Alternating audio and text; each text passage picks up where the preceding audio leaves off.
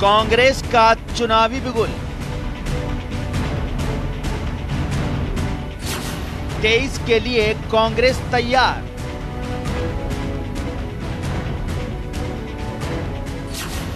राजस्थान से प्रियंका की हुंकार। बीजेपी पर जुबानी हमला। मैं दावे के साथ कह सकती हूं कि भाजपा ने 8 सालों में जो सरकार चलाई है इस देश में, उसने आपके हक को बार बार खत्म किया है। महंगाई बेरोजगारी का उठाया मुद्दा। भाजपा के नेताओं से पूछिए कि राजस्थान की वीर धरा से कितने रोजगार दिए उन्होंने। बीजेपी ने भी किया पलटवार। केवल वोट के लिए ये कह दिया कि मैं लड़की हूं, लड़ सकती हूं। राजस्थान में उनकी सरकार बेटियों के साथ जिस तरह से अत्याचार हो रहे हैं। पायलट का गढ़ प्रियंका की हुंकार।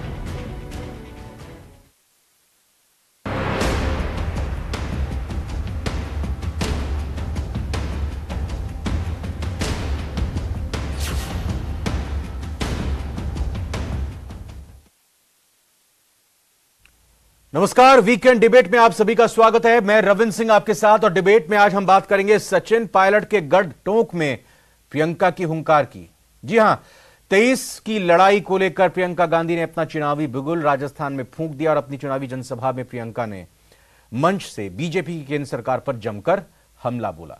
उन्होंने बेरोजगारी से लेकर महंगाई के मुद्दे पर बीजेपी की केंद्र सरकार को घेरा है, तो वहीं बीजेपी ने भी प्रियंका गांधी की सभा को लेकर पलटवार किया और प्रदेश की कानून व्यवस्था और महिला अत्याचार को लेकर प्रियंका गांधी पर निशाना साधा है। अब देखना होगा कि प्रियंका गांधी की यह गूंज आने वाले समय में क्या रिजल्ट लाती है। चर्चा की शुरुआत हम आइए करते हैं। 3 खास मेहमान हमारे साथ जुड़ चुके हैं, एक करके सभी का स्वागत करते हैं। डॉक्टर अपूर्वा सिंह बीजेपी से हैं, बहुत बहुत स्वागत डॉक्टर अपूर्वा आपका। प्रतीक सिंह जी कांग्रेस से हैं, बहुत बहुत स्वागत प्रतीक जी आपका। संजय शर्मा जी राजनीतिक विश्लेषक के तौर पर हमारे साथ जुड़ चुके हैं। संजय शर्मा जी आपका भी बहुत बहुत स्वागत। प्रतीक जी, मैं सवाल की शुरुआत आपसे करूंगा। आज प्रियंका गांधी को सुना राजस्थान के लोगों ने, उन्होंने किन मुद्दों को उठाया उस पर हम जरूर बात करेंगे, चर्चा करेंगे। लेकिन जो लगातार प्रियंका के दौरे के दिन, प्रियंका के दौरे से पहले और इससे पहले भी बीजेपी की तरफ से कहा जा रहा है कि लड़की हूं, लड़ सकती हूं, बार बार ये उत्तर प्रदेश में नारा दिया गया प्रियंका गांधी की तरफ से। लेकिन जब राजस्थान में इस तरह की घटनाएं होती हैं तो वो पीड़ित परिवार से क्यों नहीं मिलती। मैं अगर इसमें सवाल अपनी तरफ से रखूं, ये तो बीजेपी का काम है, वो विपक्ष में है, घेरेगी आपको, सवाल उठाएगी, आप जहां पर विपक्ष में आप भी सवाल उठाएंगे। लेकिन मंच से महंगाई, बेरोजगारी, ईआरसीपी तमाम मुद्दे अगर प्रियंका गांधी उठाती हैं तो क्या यह मानवीयता, संवेदनशीलता और एक परिपक्व राजनीतिक नहीं दृष्टि के नजरिए से देखना चाहिए कि कम से कम संवेदना व्यक्त करनी चाहिए। जो घटनाएं हाल फिलहाल में हुई हैं, भट्टी कांड से लेकर, एसिड कांड से लेकर, कुएं में जो डाला गया महिलाओं और लड़कियों को, हम आंकड़ों पर नहीं जाते, लेकिन जो घटनाएं लगातार हुई हैं उसको लेकर क्या 2 शब्द प्रियंका गांधी को नहीं बोलने चाहिए थे? जब राजस्थान में अगर घटना हुई तो घटना के बाद में आप देखिए त्वरित कार्रवाई की गई और उसके बाद में मैं जिम्मेदारी के साथ आपके कैमरे में बोलना चाहता हूं कि राजस्थान में एक भी केस ऐसा पेंडिंग नहीं है जहां आरोपी को गिरफ्तार नहीं किया गया हो। लेकिन जो बीजेपी ये सवाल उठा रही है कि इस तरीके के यहाँ पे इस तरीके की पूरी घटनाएं हो रही हैं, वो बीजेपी ये क्यों भूल जाती है जिस ब्रजभूषण शरण सिंह के ऊपर देश की बेटियों ने सवाल उठाए, वो आज भी संसद भवन में नरेंद्र मोदी जी के पीछे बैठे हुए रहते हैं। जो आप हरियाणा की अगर बात करें तो संदीप सिंह, जिसके ऊपर इतने सीरियस एलिगेशन लगे हुए हैं, वो आज भी मंत्री है। और जब ऐसे लोगों को देखते हैं लोग कि इतने बड़े लोगों के साथ में कुछ नहीं होता तो अपराधियों के हौसले बुलंद होते हैं। तो मुझे तो पहला सवाल ये करना है कि राजस्थान में तो कोई आरोपी ऐसा नहीं है जो जेल में ना हो। तो बीजेपी को ये करना चाहिए कि हरियाणा के संदीप सिंह को और ब्रजभूषण शरण सिंह को पहले तो तत्काल इस्तीफा लेकर के उनको जेल में भेजें, उसके बाद वो नैतिकता के आधार पर इस बात पे बात कर सकते हैं। अन्यथा उनको नैतिकता के आधार पर इस पर बात करने का कोई अधिकार ही नहीं है। प्रियंका गांधी को बोलना चाहिए था कुछ या नहीं बोलना चाहिए था? मैं प्रियंका गांधी के संदर्भ में आपसे पूछ रहा हूं। नहीं, मैंने आपको बताया ना कि अभी जब प्रियंका गांधी जी को बोलने की जरूरत जब पड़ती है, या किसी भी नेता को बोलने की जरूरत तब पड़ती है जब उनके साथ में अमानवीय तरीके से काम हो रहा हो, या उनकी सुनवाई नहीं हो रही हो, या आरोपी को पकड़ा नहीं जा रहा हो, या सरकार उस पर त्वरित सरकार का फर्ज है, पुलिस का काम है सर की कार्रवाई करना। हाँ, जब भी तो मैं ये कह रहा हूँ, सरकार का फर्ज है, पुलिस का काम है। तो लेकिन जो घटना घटी है, जो घटना नहीं घटनी चाहिए थी, ना हरियाणा में, ना उत्तर प्रदेश में, ना मध्य प्रदेश में, ना छत्तीसगढ़ में, ना राजस्थान में, अगर घटना नहीं घटनी चाहिए, ये बिल्कुल सही बात है। अगर घटना घटी है तो मैं फिर बोल रहा हूं पूरी संवेदनशीलता के साथ, एक व्यक्ति ऐसा नहीं है आरोपी जिसको जेल में नहीं डाला गया, एक भी पेंडिंग नहीं है। लेकिन इनकी जो बीजेपी वालों की संवेदनशीलता कब कहां चली जाती है? पूर्वा जी, संवेदनशीलता आपकी कहां चली जाती है? नैतिक, आपको नैतिकता नहीं है, अधिकार नहीं है इस मुद्दे पर बोलने के लिए? पहले आप हरियाणा के संदीप सिंह और बृजभूषण सिंह पर तो कार्रवाई कीजिए, राजस्थान में तो कार्रवाई हो रही है, आप प्रेस कॉन्फ्रेंस भी कर रही हैं, लगातार हमलावर भी हैं प्रियंका गांधी को लेकर, लेकिन आप अपने गिरेबान भी तो झांकें। रविंद्र जी, प्रतीक जी को शायद ये बात पता नहीं है कि जो भी घटनाएं हो रही हैं राजस्थान के अंदर, उसके ऊपर आज तक ये दावा कर रहे हैं कि हमारी सारी गिरफ्तारियां हो चुकी हैं। मुझे ये बता दीजिए, आज निवई में जनसभा थी ना इनकी, उससे 8 किलोमीटर दूर पे एक ब्रूटल रेप करके ब्रूटल हत्या कर दी जाती है बच्ची की। क्या ये अपराधियों को पकड़ पाए? ये इस बात का जवाब दे दें। दूसरी चीज, गंगापुर के अंदर आप देखिए, मैं कटिंग साथ लाई हूं, महिला को नोच दिया, खाना खा के महिला घूमने जा रही थी, क्या इस अपराधी को पकड़ लिया कार के अंदर? क्या 8 घंटे पहले की आप घटना बता रही हैं डॉक्टर अपूर्वा? मणिपुर में जो घटना घटी थी, कितने दिनों बाद उसका वीडियो आया था और कितने दिनों बाद कार्रवाई हुई थी? 8 किलोमीटर बोला मैंने रविंद्र जी, 8 किलोमीटर बोला। ये कुछ लेकर आई हैं, ये बताइए, अब इसके बारे में बताइए, क्या लेकर? निवई से 8 किलोमीटर बोला मैंने, 8 किलोमीटर बोला। हाँ, तो कब हुई घटना? दूसरी चीज रविंद्र जी, एक मिनट, घटना कब हुई थी? 8 किलोमीटर दूर कब हुई थी घटना? कब की घटना है ये? कब की घटना है रविंद्र जी? मैं कंप्लीट कर लूं, आप इजाजत दे तो मैं कंप्लीट कर लूं। मैडम इजाजत है, लेकिन सवाल भी तो मैं पूछूंगा ना। जी, ये भी तो मैं नहीं, पहले देखिए, आज का टॉपिक प्रियंका गांधी जी है, तो मैं, अच्छा, प्रियंका गांधी जी अगर राजस्थान की धरा पे आ रही हूँ और अगर हम राजस्थान के अंदर बैठ करके बात कर रहे हैं, मैं राजस्थान अगर बीजेपी के प्रवक्ता हूं, तो मैं क्या राजस्थान के मुद्दे नहीं उठाऊंगी? क्या राजस्थान के मुद्दे प्रखर रूप से उठाना क्या मेरा नैतिक दायित्व और मेरी जिम्मेदारी नहीं बनती? प्रियंका गांधी जी आज आई, मंच पे वो चढ़ी, क्या उन्होंने महिलाओं के प्रति कोई भी एक मुद्दा उठाया? ऐसा लग रहा था जैसे वो किसी एक दल विशेष के लिए जो है ना, उनको कोसने के लिए आई हैं, जनता के प्रति करुणा या संभाव या संभावना लेकर के नहीं आई हैं। जिस प्रदेश में रोज 21 से ज्यादा रेप के केसेस हो रहे हों, मर्डर के केसेस भी अच्छी खासी संख्या में उन बच्चियों के साथ हो रहे हों, वहां पे एक शब्द भी महिलाओं के लिए नहीं बोलना, क्या ये उचित था? क्या ये तर्कसंगत था? आज बहुत अच्छी बात उन्होंने कही, आज उन्होंने मन से कहा कि ये भक्ति और शक्ति और वीरता की भूमि है। भक्ति की बात वो कर रही है जिसके इंडिया अलायंस जो है वो सनातन को कभी कुष्ठ रोग कहते हैं, कभी एड्स का रोग कहते हैं। भक्ति की बात वो कर रही है जो राम को न्यायालय में जाकर के काल्पनिक किरदार बताते हैं। भक्ति की बात वो कर रहे हैं जिन लोगों ने आज तक, इन्हीं की आई थी ना अनुराधा मिश्रा जी, उन्होंने कहा था भारत माता की जय के नारे नहीं लगने चाहिए, कांग्रेस की जय के नारे लगाओ। शक्ति की भी बात इन्होंने उठाई, राजस्थान की धरा पे आके इन्होंने शक्ति को नमन किया, वीरता को नमन किया। शक्ति, शौर्य और वीरता के यहाँ के पर्याय महाराणा प्रताप थे। क्या किया इन्होंने? इन्होंने उनकी शौर्य गाथा को पराजय गाथा में बदल करके आने वाली भविष्य की जो पीढ़ियां हैं उनको पढ़ने के लिए मजबूर कर दिया। वो भक्ति और शक्ति की बात कर रही है। छोड़िए, एक चीज और रविंद्र जी, एक चीज और कहूंगी, फिर आप मुझसे प्रश्न पूछिएगा जितना पूछना चाहें।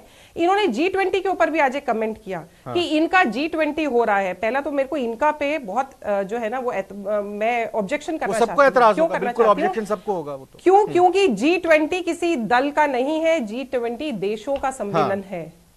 दूसरी चीज, अगर प्रियंका गांधी जी भारतीय संस्कृति, भारतीय प्रकृति और भारतीय विरासत से अगर जरा सा भी एतबार रखती हो तो उनको ये जानना और मानना चाहिए कि ये भादों का महीना चल रहा है, चौमासा है।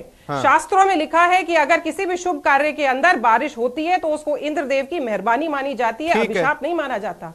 आज उन्होंने उसको भी इंद्रदेव का अहंकार का जो है वो करार दे दिया। तो ये जो ये इनकी फॉरेन मानसिकता है ना, वो यहाँ पे चलने वाली नहीं है। पहली बात। दूसरी चीज, आज उन्होंने इतनी सारी उन्होंने स्कीम्स का आज डॉक्टर अपूर्वा, मैं आ रहा हूँ स्कीम्स पर ही आ रहा हूँ। एक मिनट डॉक्टर अपूर्वा, पहली बात आपने कहा कि इनकी G20 जो हो रही है, ये सभी को, ये किसी को भी इस पर ये कहें कि आपत्ति हो सकती है, लेकिन कांग्रेस की तरफ से ये भी तो आपत्ति है कि आपने लोकसभा में या यूं कहें कि कांग्रेस के अध्यक्ष को आप मल्लिकार्जुन खड़गे को क्यों न्योता नहीं दिया? इसमें आपने दूसरी बात ये उठाई कि क्या राजस्थान के मुद्दे मैं नहीं उठाऊं? अगर आप राजस्थान के मुद्दे उठाएंगी तो फिर हमारे देश के हिस्से हरियाणा की अगर बात होती है, मणिपुर की अगर बात होती है, उत्तर प्रदेश की अगर बात होती है, तो फिर उनके जवाब भी, उनके सवाल भी आप ही से पूछे जाएंगे, आप ही की पार्टी से पूछे जाएंगे। तो अब आप अगर राजस्थान की बात कर रही हैं तो इसका जवाब दीजिए। प्रियंका गांधी ने कहा कि 90% केंद्र का शेयर होता था पहले, अब 50% होता है। यानी कि 100 रुपए अगर पहले 100 रुपए में से 90 रुपए पहले केंद्र सरकार देती थी, यूपीए के टाइम पे 10 रुपए राज्य सरकार देती थी, लेकिन अब 50 रुपए ही मिल रहे हैं। उससे डेवलपमेंट रुक रहा है यहां पर राजस्थान में। मैं बताऊं, देखिए जब जिस दिन इस टैक्सेस डेवल्यूशन का जो थ्योरी है उसके अनुसार अगर हम बात करें तो इसके ऊपर सारे राज्य सहमत हुए थे। जहां आप पहले कहते हैं कि शेयर 90-10 का या 80-20 का हुआ करता था, वो अब माना कि 50-50 और 60-40 का हो गया है। मगर आप जो केंद्र के पास में पैसा इकट्ठा हो रहा है और टैक्स डेवल्यूशन का जो मैप है, अगर आप उसको देखेंगे तो Rajasthan is the 5th largest and highest state to get the share from the centre. उसकी विकास की राशि कम नहीं हुई है, वो 5वां नंबर देश के अंदर, वो आज ही 5वें नंबर स्टैंड कर रहा है और टैक्स डेवल्यूशन का फंड उसका कम नहीं हुआ है। भले ही स्कीम्स जो है उसके अंदर आपको शेयर दिख रहा हो कि साहब 90-10 हुआ करता था या 80-20 हुआ करता था, बट स्टिल 50-50 और 60-40 होने के बाद में भी टैक्स डेवल्यूशन का अमाउंट जो राज्य सरकार के पास आ रहा है वो कम नहीं हुआ है, वो ज्यादा ही आया है। और आप इसको चाहें तो पुष्ट कर लें। टोटल फंड यानी कि प्रतीक जी भाई 90-10 का हो या 60-40 का हो या 50-50 का हो, लेकिन टोटल फंड की अगर पैसे की अगर बात करें, बजट की बात करें, वो राजस्थान में ज्यादा आ रहा है और समय पर आ रहा है। देखिए, बीजेपी के नेताओं की यही खास बात है कि झूठ बोलते हैं और बहुत अच्छे से बोलते हैं। मैं अपूर्वा जी को चैलेंज देता हूं, मुझे यहां दिखा करके जाएं कि जिस ये 50 ये बात कर रहे हैं कि जो अमाउंट के अंदर बढ़ रहा है और वो पहले से कम नहीं हुआ।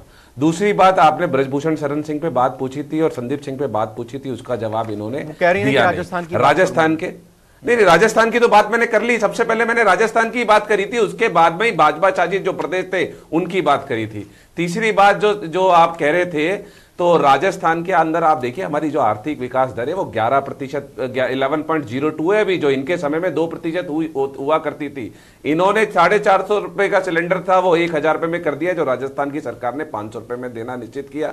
तो हमारी सरकार की जो नीतियां हैं, और नीतियों के ऊपर अगर वो बता करके कही है प्रियंका गांधी जी, तो इसके ऊपर कोई बात होनी नहीं चाहिए थी। वो उन्होंने पेट्रोल डीजल की भी बात की थी, तो आपको ध्यान होगा तो डीजल के ऊपर 9.5 रुपए की एक्साइज ड्यूटी हुआ करती थी 2014 में, और पेट्रोल पे 9 रुपए की, जो बढ़ा करके 28 रुपए कर दी गई। 50% क्रूड ऑयल सस्ता हो गया, तब भी पैसा नहीं वापस कर रहे। 32,000 करोड़ रुपए 32 लाख करोड़ रुपए इन्होंने लिए। आप देखिए उससे टैक्सेस से जो ईंधन से आता है, फिर भी पेट नहीं भर रहा, फिर भी पेट्रोल डीजल के दाम नहीं कर रहे। तो इसलिए ये सारी बातें उठाना जनता के हित में है। सबसे ज्यादा ये भी आरोप लगा कि राजस्थान में सबसे ज्यादा वैट पेट्रोल डीजल पर लगाया गया है और प्रदेश देश में सबसे ज्यादा पेट्रोल डीजल के दाम 9-9, 10-10 रुपए देने पड़ रहे हैं लोगों को। प्रतीक जी, रविंदर जी, जो वसुंधरा जी के समय में वैट था, आज भी वही वैट है। मैं कह रहा हूं सिर्फ जो क्रूड ऑयल सस्ता हुआ है 50% वो कम कर दीजिए, और एक्साइज ड्यूटी जो यूपीए के समय हुआ करती थी वो कम कर देंगे तो 30 रुपए लीटर। एक छोटा सा कमेंट अपूर्वा जी आपसे लूंगा, फिर मैं संजय जी से बात करनी है। जी रविंद्र जी, मैं आपको बताना चाहूंगी, मैं आज डाटा 7 लेकर के आई हूं, जो ये पेट्रोल और डीजल की बातें कर रही है। आप जानिए,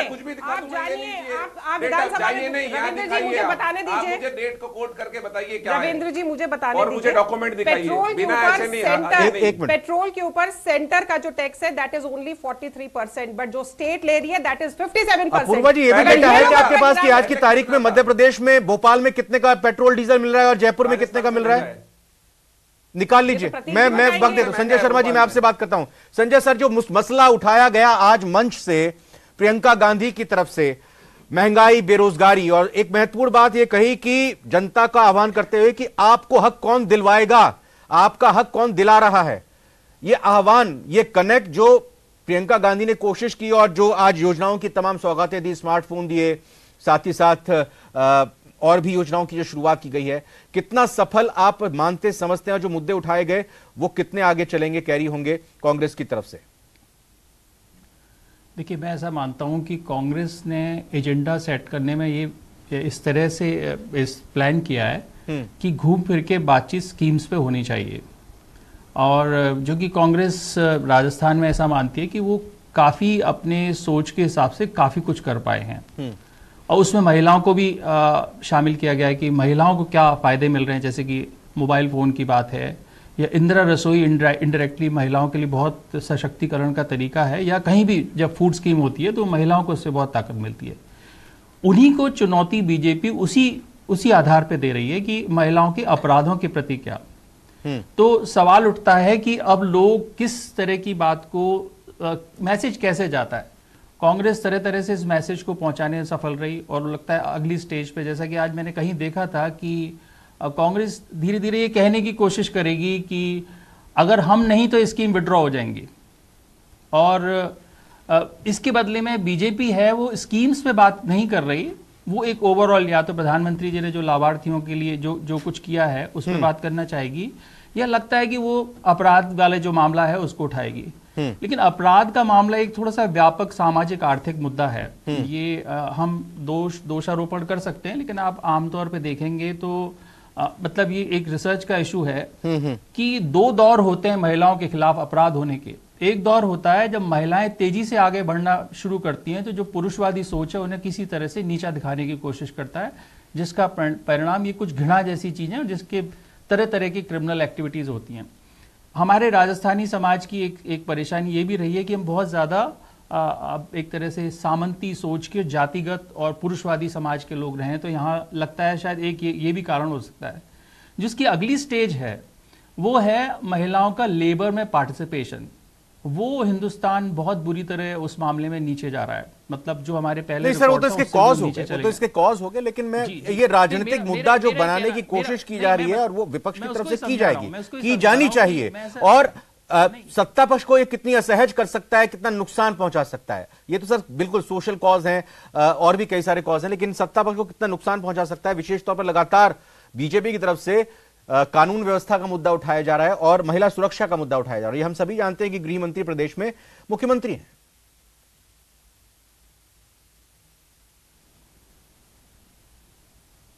संजय सर जी, मैं आई लॉस्ट योर वॉइस बीच में। बस मेरा ये कहना है कि ये बिल्कुल ये कॉज क्या है, कारण क्या है, ये तो हम जानते हैं, एक बड़ा डिटेल का विषय है, लेकिन अगर विपक्ष सुरक्षा का कानून व्यवस्था का मुद्दा उठाता है और सरकार पर हमला करता है, तो सरकार कितनी असहज हो सकती है राजस्थान में और किस तरह से उसका बचाव कर सकती है, किस तरह से अपने राजनीतिक नुकसान को कम कर सकती है। देखिए, मुझे लगता है ये मुद्दा तब ज्यादा बड़ा बनता जब कोई राजनीतिक व्यक्ति कांग्रेस की तरफ से ऐसी चीज में इन्वॉल्व होता सीधा, और उसका कोई बचा रहा होता, तो ये मुद्दा बहुत भावुक बन सकता था। ये मुद्दा हमेशा है नारी के सम्मान का, बीजेपी उठा रही है, उसकी तरफ कोशिश कर रही है, लेकिन बीजेपी खुद उसको बचाव नहीं कर पाएगी। जब दूसरी तरफ से उठाते हैं कांग्रेस के लोग, तो वो सिर्फ वो आंकड़े नजर आएंगे, वो बचा नहीं पाएंगे। मुझे लगता है स्कीम ज्यादा बड़ी समस्या बन रही है, और स्कीम के मामले में अब ये मोदी जी वर्सेस गहलोत की स्कीम्स की बात होगी। घूम फिर के कांग्रेस ये टेरिटरी को छोड़ेगी नहीं, और जिससे कि बीजेपी घूम फिर के इसी पे अटैक यानी केंद्र सरकार के लाभार्थी बनाम राज्य सरकार के लाभार्थी, इस पर ये एक तरह से कहें कि राजनीतिक लड़ाई आती हुई दिखाई दे रही है। आप अपूर्वा जी कुछ बोलना चाहिए, निकाल लिया क्या आपने डेटा? रविंद्र जी, दो बातें मैं यहाँ पे बोलना चाहूंगी। जैसे इन्होंने ये कहा कि कांग्रेस के कोई मंत्री इसमें संलिप्त नहीं है, क्या कांग्रेस के मंत्रियों का प्रशय देना इस बात को भी ये इंगित नहीं करता है कि उनकी विचारधारा क्या है? शांति धारीवाल जी ने लोकतंत्र के मंदिर में खड़े होकर क्या अमर्यादित बयान दिए थे कि मर्दों का प्रदेश है, मर्दानगी का सूचक है, रेप तो होंगे, क्या ये जस्टिफाई नहीं करता? दूसरी चीज, जिन स्कीम्स का ये हवाला दे रहे हैं आज जो चिरंजीवी है, वो याद करिए, ये जितनी स्कीम्स का हवाला दे रहे हैं इनका इवोल्यूशन है, रेवोल्यूशन नहीं है। रेवोल्यूशन हम लेकर आए थे। महंगाई बेरोजगारी बढ़ा रही है केंद्र सरकार, ये रेवोल्यूशन बताइए। नाम बदल के चिरंजीवी करा, महंगाई बेरोजगारी बढ़ाई है केंद्र सरकार ने, ये रेवोल्यूशन दिया है बीजेपी ने, ये कह रही है अन्नपूर्णा। सुनिए रविंद्र जी, अन्नपूर्णा रसोई हम लेकर आए थे, जिसका नाम बदल के इन्होंने इंदिरा रसोई किया। मोबाइल स्कीम की आज बात कर रहे हैं, प्रियंका गांधी जी ने हवाला दिया कि ये बच्चियों की सुरक्षा के लिए, पढ़ने के लिए, विकास के लिए सहायक होगा। ये स्कीम तो वसुंधरा राजे जी ने भी। अब आपकी सरकारें अगर जिलों का नाम बदलती हैं, तमाम तरह के नाम बदलती हैं, इन्होंने योजना का नाम बदल दिया, तो उसमें क्या कमी है? कभी आप जस्टिफाई तो कीजिए ना अपनी बात, एक स्टैंड पर तो रहिए। कभी आपके नहीं, एक मिनट डॉक्टर अपूर्वा, कभी आपके प्रवक्ता कहते हैं कि कांग्रेस जो है बीजेपी की योजनाओं को बंद कर देती है, कभी कह रहे हैं कि हमारे योजनाओं का नाम बदल देती है। एक स्टैंड तो रखिए ना कम से कम। रविंद्र जी, रविंद्र जी, बात यह है कि अगर योजनाएं जन कल्याणकारी हैं तो आप नाम बदलिए, पर बंद हो जाएंगी या बंद करने की ये मिथ्या जो है ना वो जन साधारण के अंदर आप मत फैलाइए। ये योजनाएं हमने ही शुरू करी थी, हमने बंद नहीं करी। प्रतीक जी, कुछ आप जवाब दे रहे हैं, लेकिन मेरा जवाब ये भी दीजिएगा, आज जो है आपने बंद की थी फॉर अ टाइम भी, आज जो है पायलट के नारे भी गूंजे हैं वहां पर। बिल्कुल पायलट, मुख्यमंत्री जी के सामने सचिन पायलट जी हमारे नेता है, टोंक के वहां से लोकल एमएलए, क्यों नहीं गूंजेंगे? और गूंज रहे हैं तो कांग्रेस के ही तो जयकारे के नारे गूंज रहे हैं। अब अपूर्वा जी की बात का मैं जवाब दे दूं, ये कह रहे थे कि स्कीम हम लेके आए थे, ये नहीं लेके आए। मैं कह रहा हूं हमने तो ओपीएस दी, आप उस पर स्टैंड क्लियर कीजिए ना। आप ओपीएस बंद रखेंगे कि रखेंगे, आप बताइए। अब देखिए अभी बोलने लगे, मैं नहीं बोला था ना बीच में, जब मैं बीच में बोला नहीं तो अपूर्वा जी देखिए, आप बीच में नहीं बोलेंगे। एक मिनट प्लीज अपूर्वा जी बोलिए। प्रतीक जी, ठीक है, आयुष्मान भारत का जिसका ये ढंडोरा पीटते रहते हैं वो सिर्फ कुछ लोगों को मिलती है, और वो भी 5 लाख रुपए का। राजस्थान अकेला प्रदेश है जहां पे 25 लाख रुपए का स्वास्थ्य बीमा दिया जाता है और 90% लोग इसके अंदर कवर है। अब महिला सुरक्षा के मामले में मैं कुछ चीजें बताना चाहूंगा। इनके समय में 2017 के अंदर जो महिला जो अपराध होते थे उसमें अनुसंधान का समय 435 दिन था, जो वर्तमान में राजस्थान की सरकार ने कम करके 54% किया। ये इनकी 5 साल की पूर्ववर्ती सरकार थी। रिपोर्ट कार्ड बता करके जाएं कि कितने लोगों को इन्होंने फांसी दिलाई महिला अत्याचार में, कितने लोगों को आजीवन कारावास। मैं आपको बता के जाता हूं 35 मामलों के अंदर हमने आजीवन कारावास दिलवाई, 4 मामलों में मृत्युदंड और 520 अन्य मामलों में अन्य सजाएं दिलाई है, जिसके अंदर रिकॉर्ड 26 दिन के अंदर हमने फांसी दी। बस ये प्रतीक जी और अपूर्वा जी, ये बेहतर होता कि अगर हम हमारी जनता को प्रदेश की ये भी पता चलता कि किस राज्य की सरकार ने क्राइम रेट को कम किया है। मैं संजय सर लास्ट सवाल आपसे पूछूंगा, जिस तरह से आपने कहा कि केंद्र सरकार की योजनाएं बनाम राज्य सरकार की योजनाएं हो रही है, और हम देख भी रहे हैं कि अब चुनावी दौरे लगातार केंद्रीय नेताओं के, कांग्रेस और बीजेपी के बढ़ रहे हैं। बीजेपी के जब केंद्रीय नेता चाहे नितिन गडकरी हो या मुख्यमंत्री या गृह मंत्री आते हैं तो प्रदेश में जो केंद्र की योजनाएं हैं उनको लेकर तमाम नेता एक मंच पर जाजम पर दिखाई देते हैं। उसी तरह से अब प्रदेश की नीतियों को लेकर, प्रदेश के योजनाओं और घोषणाओं को लेकर केंद्र के कांग्रेस के नेता आते हैं, वो फिर यहां पर दिखाई देते हैं। तो ये तुलना अभी जो प्रदेश की जनता कर रही है उसके जहन में चल क्या रहा है? केंद्र योजना बनाम राज्य सरकार की योजनाओं को लेकर आम मानस में क्या चल रहा है? जी, एक आप ये मान के चलिए कि राज्य सरकार को इस बात की एडवांटेज होती है कि ज्यादातर जो स्कीम्स हैं वो राज्य सरकार के माध्यम से लागू होंगी, जो केंद्र की भी होंगी वो भी राज्य सरकार के माध्यम से लागू होंगी। तो राज्य सरकार अगर अपने तंत्र से लोगों तक पहुंचती है तो, हालांकि केंद्र सरकार प्रचार में काफी मुस्तैद है, लेकिन उसके बावजूद भी राज्य सरकार के पास ये अपॉर्चुनिटी होती है कि वो लास्ट माइल तक उसकी डिलीवरी को मॉनिटर कर पाए। तो मुझे लगता है, और दूसरी बात आप अगर देखेंगे तो आपको मुझे बहुत आश्चर्य हुआ जब आप अभी कोट किया गया कि 11% इकोनॉमिक ग्रोथ हमारी ग्रोथ रेट रही है इंडिया राजस्थान की। और वो उसके बावजूद कि जबकि एक शंका बहुत सीरियस अर्थशास्त्री उठाते हैं कि बहुत ज्यादा वेलफेयरिज्म से खतरा होता है कि आपकी जीडीपी ग्रोथ रेट कम हो जाएगी। बिल्कुल जाहिर तौर पर राजस्थान में इसी पॉइंट पर आपको रुकना पड़ेगा। बहुत अच्छी बात कही है, जरूर ये केंद्र सरकार को भी समझना होगा, राज्य सरकारों को भी समझना होगा। रेवड़ी पॉलिटिक्स की बात अगर, लेकिन मैं इसमें एक बात जोड़ना चाहूंगा, एक बहुत बहुत मौलिक बात है जो समझना बहुत जरूरी है राजनीति, क्योंकि मैं नागरिक की तरह बात कर रहा हूं। देखिए, हम भी अर्थशास्त्र पढ़ते हैं, राजनीति शास्त्र पढ़ते हैं, पत्रकार रहे, सब कुछ। मैं इस बात से बड़ा चकित होता हूं जब आप हमारे जो ये अपना कॉन्स्टिट्यूशन की जो मूल आत्मा है, मूल आत्मा अगर आपका अर्थशास्त्र उसको सपोर्ट नहीं करता है तो हमें ऐसा लगता है कि हम लोगों के साथ धोखा कर रहे हैं। मैं इंडिया का नागरिक इस बात पे हूं कि मेरा और सरकार के बीच एक संबंध है, उस संबंध में एक भरोसा है। वो भरोसा कहता है कि आपको बंधुत्व बढ़ाना है, आपको यही तो बात समझनी है सर, मैं समझ रहा हूं। बिल्कुल आम नागरिक की अगर आप गैर बराबरी की पॉलिसीज अगर गैर बराबरी पैदा करती हैं तो ये बहुत, आज मेरे पास वक्त इतना ही। और अपूर्वा जी जो गूगल बाबा को मैंने भी सर्च किया, यहां पर सुनते जाइएगा, जो मैंने भोपाल और जयपुर का रेट किया, अगर ये गूगल बाबा सही बता रहे हैं तो 108.48 रुपए भोपाल में पेट्रोल का दाम है 1 लीटर का। और अगर नहीं, माफ कीजिए, 108 रुपए 65 पैसे 108 रुपए 65 पैसे भोपाल में है और 108 रुपए 48 पैसे यानी कुछ पैसे कम राजधानी जयपुर में है। तो साफ तौर पर चाहे जयपुर की जनता हो, मध्य प्रदेश की जनता हो या फिर राजस्थान की जनता हो, मत उलझाइए आप दोनों लोग। बहुत बहुत धन्यवाद, बहुत बहुत शुक्रिया आप सभी का।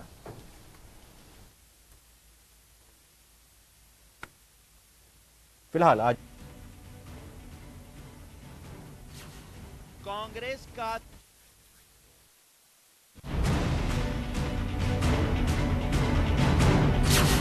कांग्रेस का चुनावी बिगुल। 23 के लिए कांग्रेस तैयार।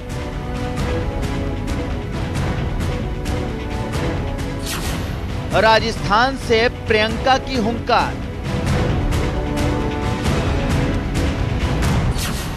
बीजेपी पर जुबानी हमला।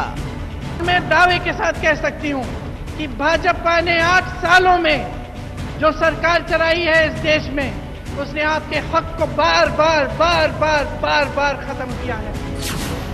महंगाई बेरोजगारी का उठाया मुद्दा। भाजपा के नेताओं से पूछिए कि राजस्थान की वीर धरा से कितने रोजगार दिए उन्होंने। बीजेपी ने भी किया पलटवार। केवल वोट के लिए ये कह दिया कि मैं लड़की हूँ, लड़ सकती हूँ। राजस्थान में उनकी सरकार बेटियों के साथ जिस तरह से अत्याचार हो रहे हैं। पायलट का गढ़ प्रियंका की हुंकार।